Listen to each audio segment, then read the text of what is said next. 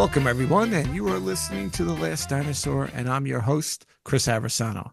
Today's guest is Chris Hudtwalcker, Senior Strategy and Innovation Officer at Port Miami. Port Miami contributes $61.4 billion of total economic activity, which accounts for 3.9% of the $1.6 trillion gross domestic product for the state of Florida. $2.2 billion in state and local taxes, of which $1.6 billion is attributed to port users, with over 340,000 jobs supported by the port activity, including 29 direct jobs at the port. So Chris oversees a lot of things happening. And Chris, welcome to the podcast. Hey, Chris. Nice to meet another Chris here on the podcast. How are you? Absolutely. I think we've had one or two of these, so this is really great. But Chris and I, we just to give everybody a background, met a little while ago at a conference down in Florida, and we started talking and understanding what's going on with what you're doing at the Port Miami is really cool. So tell us a little bit about what's going on and what kind of you're doing there on a day-to-day.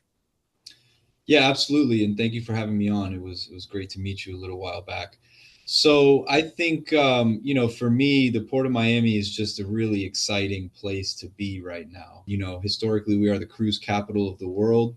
Last year, we broke our own record of over 7.2 million cruise passengers. We've gone through a capital development project over the last 10 plus years of renovating and building new cruise terminals, top of the line, state of the art, modern, beautiful cruise terminals here on the port, with the final cruise terminal coming in hopefully next year, which is the MSC cruise terminal. It's going to be the biggest cruise terminal in the world.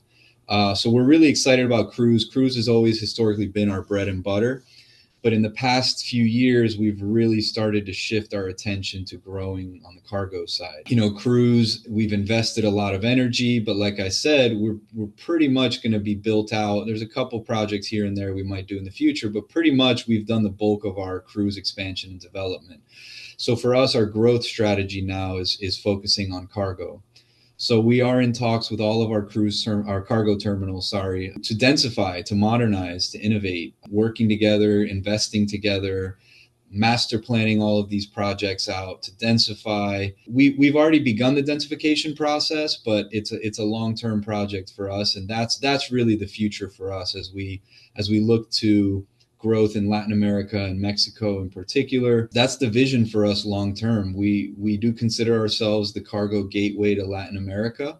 We want to double down on that and make sure that we have the top of the line, state of the art, dense, efficient cargo terminals here to handle all the needs for South Florida, for the I-4 corridor, and reaching up into the hinterlands as well. That's kind of one of the things that we talked about where it became really interesting that everybody does think of cruise. And I go back, over 25 years ago when I was sailing, and we'd go up to Fort Lauderdale, see some cruise ships there. But I remember seeing all the cruise ships getting lined up going into Miami as, I was, bopping along on a 30-year-old oil tanker, which was very different. But yeah. What really made it interesting is how you guys are looking to go beyond cruise and really get into to that other side of the cargo gain. But one thing I do understand from our conversation, and this was also interesting when I spoke to Bethann Rooney of Port of New York, New Jersey, is you guys are like them in that you're a basically a landlord type port. Sure. Is that correct?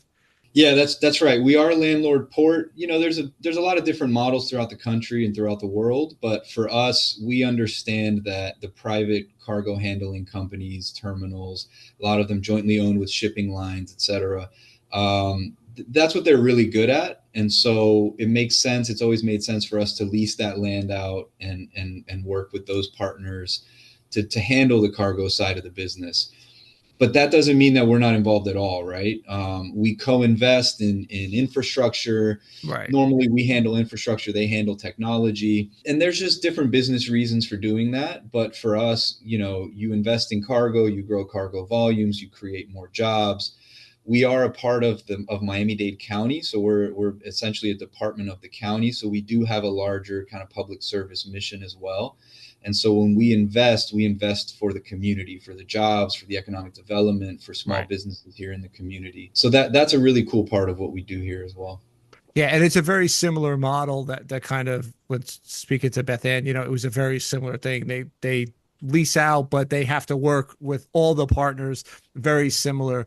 Um, and looking at this, we talk about kind of the growth and how you're doing things. Let's talk a little bit about the digitalization for your side, because you talk about being more efficient. There's only so much that you could do, but yet you guys get a lot of data, and there is value in that data, and collecting it sometimes and digitizing it from the data side could be tricky. Talk a little bit about kind of the journey that the port has had, just specifically with that, because I think it's kind of cool on how you could go forward and grow the port. Absolutely. I think this is one of the coolest areas right now. The most interesting areas in maritime logistics, supply chain, is around technology and innovation, and the digital process that all of us are going through. Right, you're talking about an industry that's hundreds of years old. Right, obviously containerization was a huge part of that, but it feels to me like we're at another big inflection point, like containerization, around the digital nature of this business. Tracking, cargo visibility, tracking of containers, tracking of trucks, understanding the flows on port of our trucks, of our different schedules, being able to move to an appointment system like many ports are doing. There's so many insights that can be used and leveraged to improve operations efficiency here on port. Basically, do everything that we're doing now better and more intelligently, right?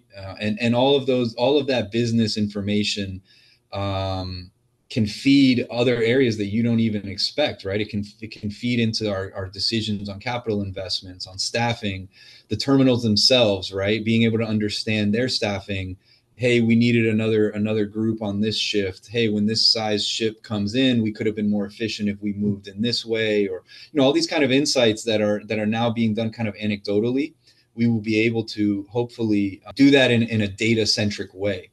So to answer more specifically, what we're in the process of doing now is creating a new division, an innovation office here at the Port of Miami. We will be, in my understanding, the first port in the state to have a dedicated innovation office, and one of the first in the country as well. We know folks are doing innovation in different areas, but to have a dedicated office is something we're really excited about. We know New York, New Jersey has a similar model. Long Beach is doing some really interesting stuff. Port of Oakland, who we've worked closely with as well, doing really interesting stuff to be able to have a centralized place to receive vendors, do research on what's out there, bring in pilot projects, bring in limited scope projects, test out new technologies, and ultimately start shaking things up a little bit around here, right? And we do have an interesting place that we're situated as a landlord, right? We don't handle containers, we don't have direct access to the shipping line data, but we do need to know what's going on. We need to understand the traffic flows. We need to improve efficiency, improve every box. To us is on the port is still revenue to us, and it still means growth when we make those investments. So we do believe there's a role for us to play, especially in the area of innovation and data, as the landlord, port authority, quote unquote, where we can act as a central hub for all of this data. And I'm happy to share more about what that vision is long term. But essentially, we believe the port can develop an online platform across all the terminals for stakeholders in the community to be able to address all of their cargo needs in one place. Yeah, almost like a one-stop shopping. And I know that there's a lot, whether it's on the bulk side globally, or things like, from a charter's perspective, owner perspective, there's always looking for, like, can I get that dashboard view? And certainly you guys are trying to do that. Yeah, talk a little bit more about that, because I find that to be really interesting to get into kind of your mindset on doing that, because it is innovative, it is definitely forward looking, and you're probably seeing it at other ports, but certainly the size and scope of Miami, it's fairly eye catching. Yeah, absolutely. It's something we're really excited about long term. Other ports are trying it. It's very ambitious. It's very difficult. You're hurting a lot of different stakeholders that all have their own, operating systems, their own data sets. They can be protective of that data, quite reasonably so, right? I mean, it's a very competitive industry we're in. So it all makes sense. Everyone's doing things that make sense for them. But our role, we view, is being that central place that can bring everybody together, right? And so the Port of Oakland, we've talked to a lot. Long Beach, LA is working on similar things where you have one portal where you can make an appointment. You can see historic, operation and efficiency metrics. You can see shipping schedules. You can see the rail schedule, weather conditions, camera feeds, even to the point potentially of, hey, where's my container, right? Now, think about all of the data inputs that go into that. That's a lot, right? And a lot of cats to wrangle and get everybody to Oh agree, yeah. so that's the ambition. That's the part that's ambitious and challenging, but I think also exciting. So that's the vision long term for a port community system here at the Port of Miami. So when I was at Fort Schuyler at SUNY Maritime, we were handed all the books at the start of our senior semester that has all the questions for your third mate's license. And the professor looked at us and said, "How do you eat an elephant?" And I was looking at each other like, what are you talking about, dude? Like, and finally he said, one piece at a time. So this seemed to be like your elephant here is that you kind of have to go through this one piece at a time. Can you talk a little bit about like your initial approach? Not to say, you obviously I always think it's good when you're in business and doing my things where as a product manager, you sometimes say, I want to do X with my product, right? People look at you, wow, that's so far away. Well, can I get little wins? Can we start to develop things? I know one of the things that I'm talking to my developer about, like, well, if you want to do that, we got to bootstrap our whole new framework. Okay, let's do one module at a time. And again, Yeah. we're talking about a much smaller scope, but it's a similar idea. Talk a little bit about kind of where you guys are in that process and your vision. You said you're just at the start and hopefully you'll happen, but what are some of the small victories that you're looking at to bring and to show some tangible forward progress? We are working on a really interesting project here, which is absolutely that first bite of the elephant.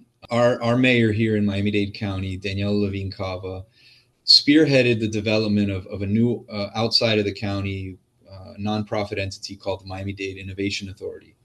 And what that entity does is a model that's pretty common around in business right now around tech and innovation, but basically work with county departments, identify a challenge, a problem statement, and connect that department with tech startups that can help address that issue.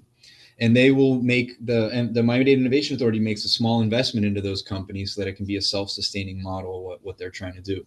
So our director Heidi Webb agreed to be one of the lab rats for this new entity, and honestly, it's been what's kicked off this entire process for us. This identification of, wow, there's a real opportunity here to do more than what we're doing now. There's so much going on in this space, and so that has really been the catalyst for this larger vision that we've developed of this port community system.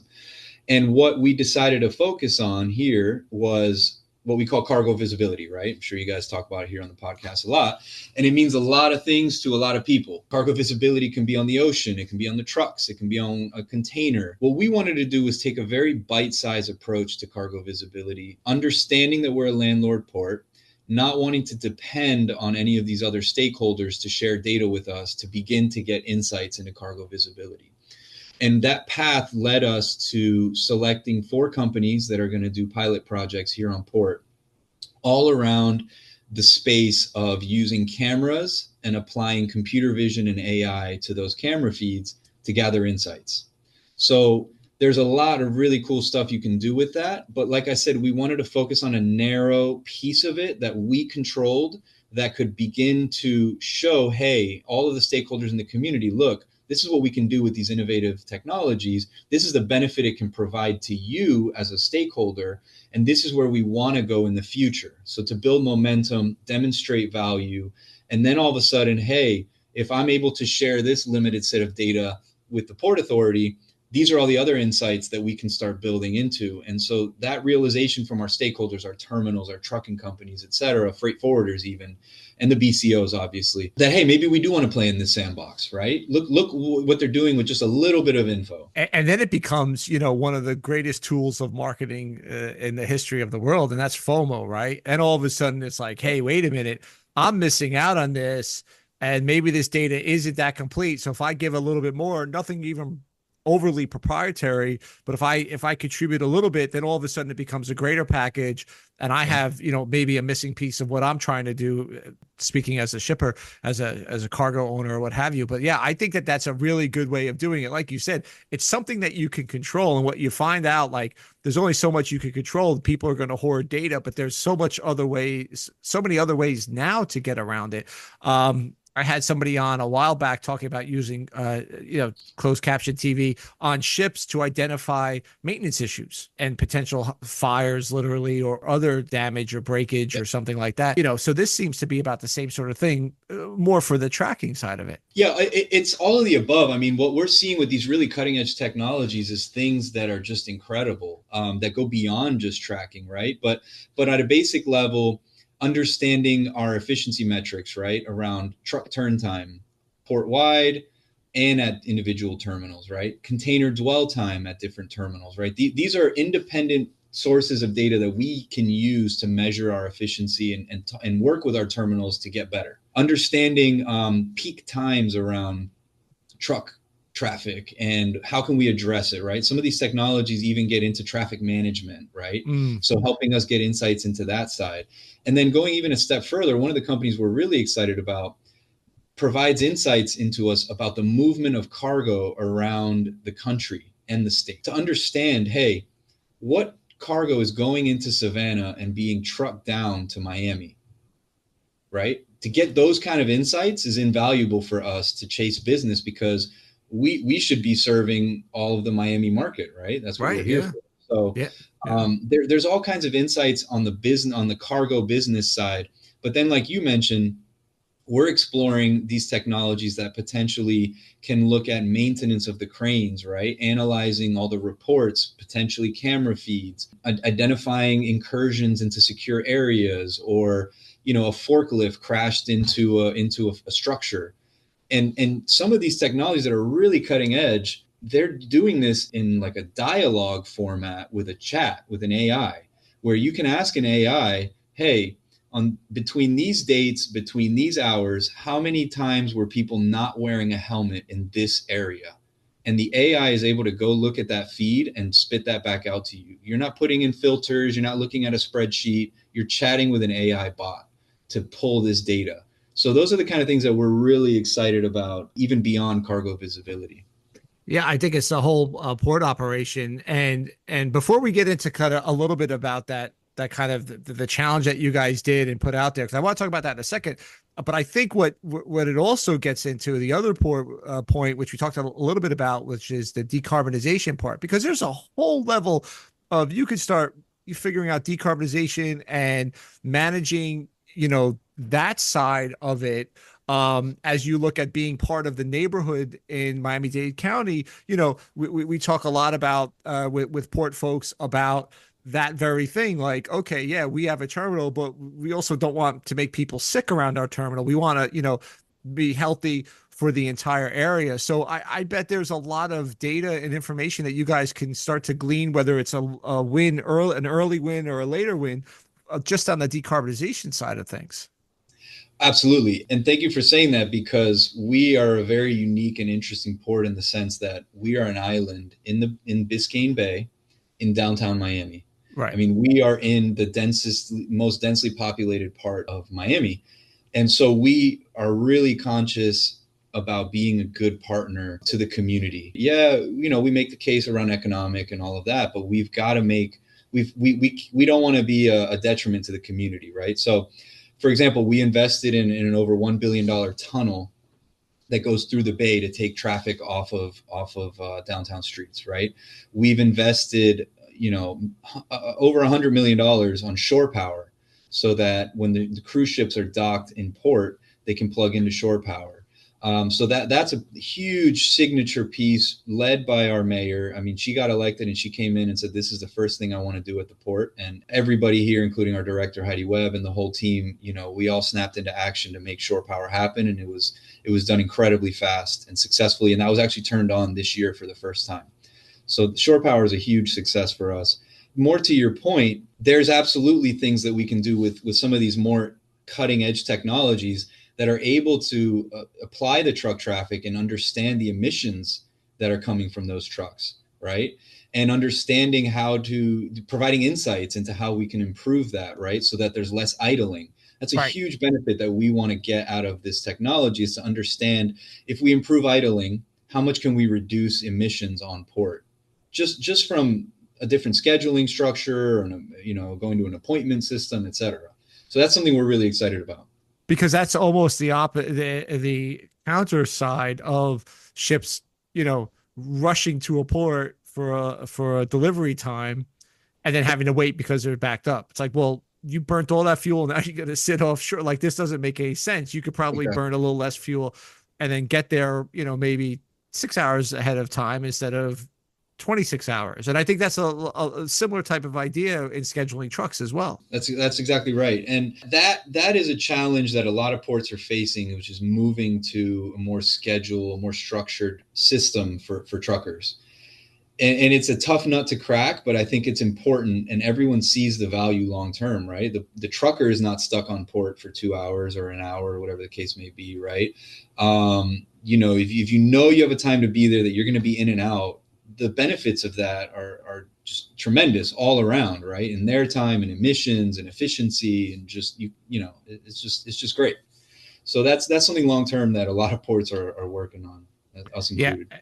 I think it's such a complex issue, and I know it sounds like really innovative that you guys are working on it in this way. Now going back to this, like, so you guys did have like a little bit of a not a Shark Tank, but a call for papers or a call for projects. Walk through a little bit of it, because that's where we met, and that's what really kind of got me thinking about having you on. I thought that was a fantastic idea. You said it was kind of spun off of a greater Miami-Dade kind of innovation think tank, which, by the way, I think is a great idea. I'm kind Yeah. of an advocate for here in Connecticut. We may not have the port infrastructure and things like that, but we have a lot of great universities, a lot of great shipping people. We should have our own little Fairfield County think tank and come up with ideas for shipping companies and other things. I think it's when you have these pockets of innovation, whether it's the port like you have, or human resources of people. I think it's such a great idea to have. So talk a little bit about that, because I think it's pretty fascinating in that process, and kind of where you said you're down to four, but talk. I just think it's fascinating. Yeah, and this is something I think we're seeing in the innovation and tech space a lot right now, right? You have firms popping up that are acting kind of in a consultant role to do this. The mayor wanted to do it. She actually got the inspiration on a trip to Israel, where they have a similar model, public-private model over there, to do a similar function. And it was great for us, because it really put some momentum behind this concept of innovating, right? And so we said, let's do cargo visibility. Let's bring in some really cutting edge companies. The focus was very much on companies that were not that mature. That was built into the model of the Innovation Authority, was to get companies that obviously they can't just be fresh out of the gate, right? There has to be a certain level of maturity, a product that can scale, that can be replicated, et cetera. But we also didn't want to come in with these companies that have tens of millions of dollars of seed investment and whatnot, right? So we wanted to find this balance, and that has led us to companies that are agile, that are more creative, that are more green, but it looks to me more exciting. Looking at it from, as I learn about how all of this works, how you have kind of more of the VC type people who really get into the green, and then you start to mature into Series A, and then maybe you go beyond, where you get a private equity firm that says, hey, you're mature, you have earnings, you have a client base, so we're going to invest you to go into the next level. And I think it's just really interesting that you're kind of taking that. No, we want people who have an idea, who have a good idea, but maybe they don't have that massive backing yet. So Yep. like you said, so they can pivot to say, listen, I know the problem you're solving, it's similar to the problem that we want to solve. Let's like you said, be agile and pivot. I think it's fascinating. Yeah, and on that point, I mean, you've got companies that didn't even really focus on the maritime port space, Yeah. right? And all of a sudden, we put out this challenge, and they go, "Hey, what if we tweak our model a little bit for this kind of environment?" And all of a sudden, and this has happened with one of the companies, right? All of a sudden, they're having conversations with all kinds of venture capital and whatnot to expand further into the port and maritime space. So Right. that's a really exciting part of it as well. The other thing I wanted to mention, as you talk about the investment side, is that the Innovation Authority set up a really interesting model to select these companies. So we had a subject matter expert panel made up of BCOs, trucking companies, our terminal operating folks, freight forwarders, the industry expert panel to review the applicants to the challenge. And we also had an investor panel, which was made up of mostly folks who invest in these kinds of companies, maritime and otherwise, right? To vet the companies for viability, for growth. Are they serious? Do they have a real product here? Are they going to be able to scale this? And that weighed into our decision-making process of the companies that we selected. So I thought that was another really interesting wrinkle that we put in action here in Miami. Well, it sounds like you've been completely thorough on this, and I just love the idea that you're taking that model that you saw someplace else, in the case of the mayor in Israel, because we see it with Israel, with the maritime space. I don't know if it's public, private. I think it's private, but the dock. I mean, you have Singapore with the Maritime Authority being a public private one out there.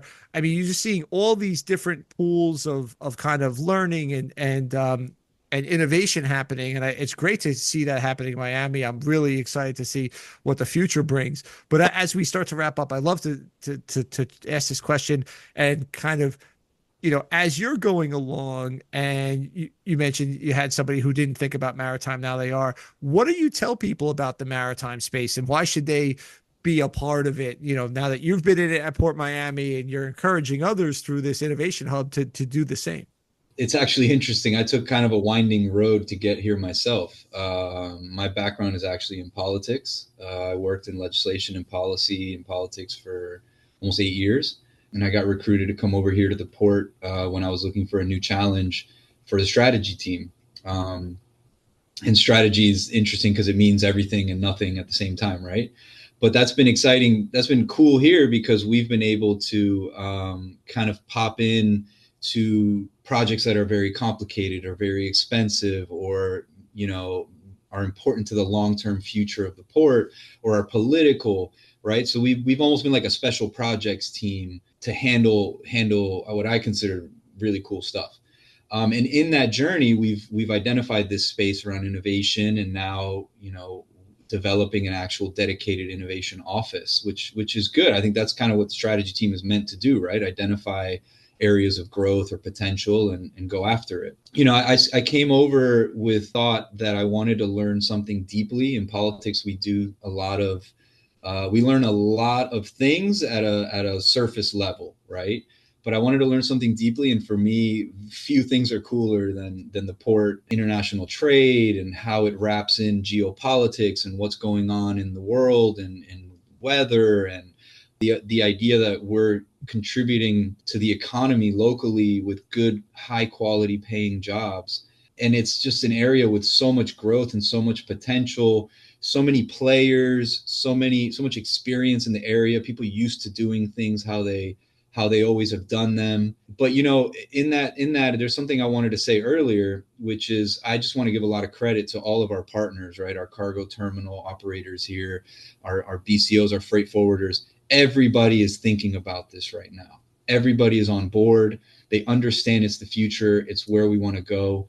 And so that makes it a really exciting space, because you could have folks that are stuck in an old mindset that like doing things on paper, that like keeping track of IDs, on a copier, whatever the case may be, right? But I've been really excited about all the conversations we have with our partners. Everybody's raring to go on this. We got to do it intelligently. We've gotta protect, everybody in their data and in the business. All of that goes hand in hand. We're all aware of it, but there's so much opportunity in this space.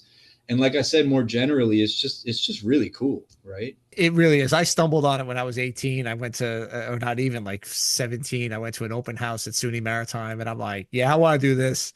Yep, yeah, this is really cool. Like other people were, I want to be a doctor. I want to be a lawyer. No, no, I like there was something about the whole international trade part, and I enjoyed the shipping and the sailing and the working at sea and on a really old tanker. But I always was very jealous of the cruise ships because I was like, man, that looks like a lot of fun. I'm not having a lot of fun. I'm on with these, I guys over wonder, here.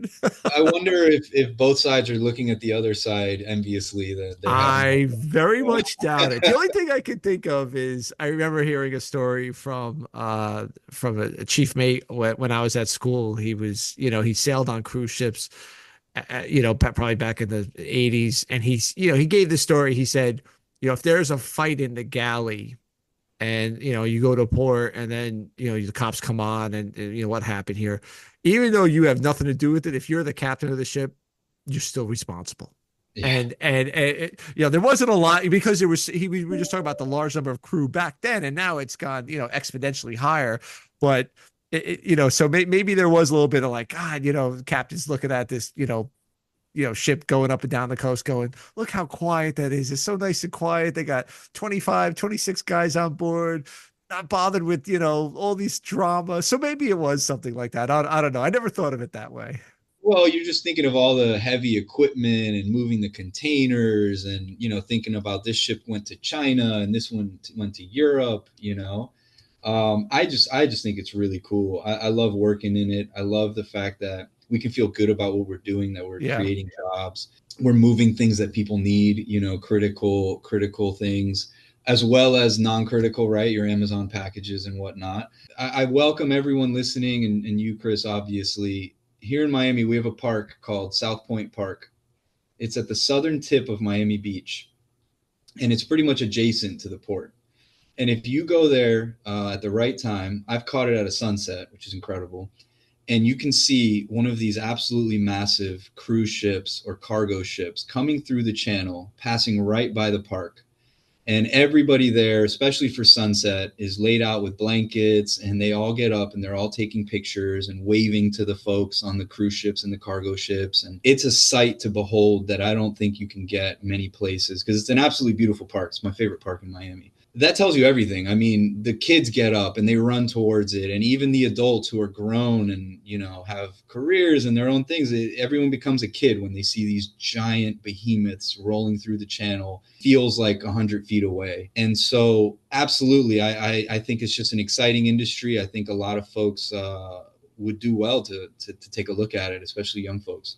Yeah, I think there's so much to do, whether it is a career at sea or in the IT side of things or digitalization or decarbonization. There's so much to do, whether it's in Port of Miami or around the world. Final question is, I'm sure you're busy man, doing all these projects and stuff, probably doing a little traveling. What are you throwing in your bag to read these days? Anything interesting? Now, you could also say I don't read. You could say I listen to audiobooks, whatever. But what's keeping you interested? No, I do read. Not really on subject. I'm a little bit of a history nerd. So I recently finished a biography of Churchill that is just, I mean, just blew my mind. You learn sometimes it feels like some people are just fated to have a certain life. It's incredible. So Very that's cool. that's what I just finished. I'm starting one of these Simon Sinek books. Start with why. I don't know. He's like you see him on like TED Talks and stuff. It seems kind of interesting. So start with why. So I'm picking that sitting at the end of my desk, calling at me like I bought it. Like I'm one of these guys. Like I go to a bookstore. I'm like, oh, that looks good. My wife's like, how many books do you have? And I try. I try to replace doom scrolling with reading at least for a half an hour at night. I don't know about Yeah. you, but I try. No, absolutely, absolutely, and I think I go back and forth between the Kindle and the hardcover, depending on the Yeah, situation. Because then yeah. then you have too many hardcovers that at home, and what are you going to do with all of them? So So you got to get like you got to have like the big bookshelf so you look like you read all of them and things like that. So yeah, you're just selective about the ones you keep, right? So that when people see them, they're impressed. But right, otherwise, right. all the other stuff's on the Kindle. Yeah, exactly, exactly. Well, Chris, this was fantastic. Thank you for telling us what's going on at Port Miami. I think it's fascinating. It was fascinating when I met you a couple months ago, and I'm really glad we got to share this conversation with everybody. So thank you so much for coming on. I do appreciate it. No, absolutely. Thank you for having me.